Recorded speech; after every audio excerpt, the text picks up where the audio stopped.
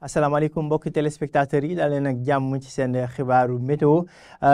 peex bu ñuy xaarandi ci li jëm ci boori sow dëkk bi rawatina gox yi féetee booru géej guddi gi jàpp bëset bi loolee mooy gën a fës ci guddi gi bu demee ba ci diggu bëccëg gi nag ëllëg mbokk yi asamaan si dana leer bu baax jant bi moo fi gën a fës température yi nag dana kawe bu baax ci biir réew mi rawatina nag boori bëj gànnaar ak penku mbokk yi bu ñu xoolee suñu animation satellite ñu gis asamaan su leer la ñuy séntu ci daanaka guddi gi jàpp ëllëg ci diggu bëccëg gi dana am tuuti niir nag yoo xam ne ñuy doxantu ca boori bëj saalum jàpp penku réew mi ca Kédougou mbokk yi bu ñu xoolee suñu nataaluk guddi tey gi le niir yooyee ñu ngi koy xaarandi ba léegi niir yi dana jógee boori Guinée jëm nag boori Kédougou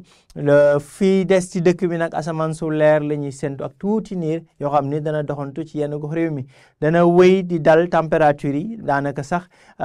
seddaay dana fi desandi ci kotuk Sénégal rawatina diggante Grande Côte maanaam Ndakaar jëm ba boori Ndar waaye tamit ci Petite Côte bi diggante Mbour Île Sine Saloum ba boori Casamance température dana dalee ci 20 degré jëm ba 20 degré ak ñaar boori penku réew mi nag foofee ci guddi gi dana tàng 20 degré la ñuy séntu 20 degré lu teg la ñuy séntu diggante Matam ak Bakel 20 degré juróom-ñeent ca Tambacounda ak boori Kédougou ëllëg mbokk yi ci diggu bëccëg gi jant bi dana fi fës bu baax ngelaw li dana jógee boori Mauritanie ak Mali wala yan dugg ca boori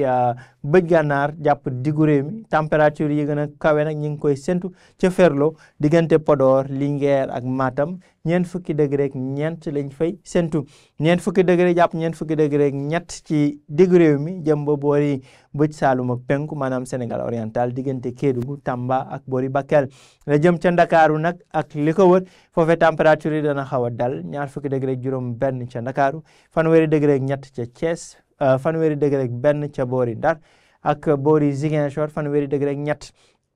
boori Mbuur foofee température dana xaw a kawe 20 degré lañ fay séntu mbokk yi ci tënk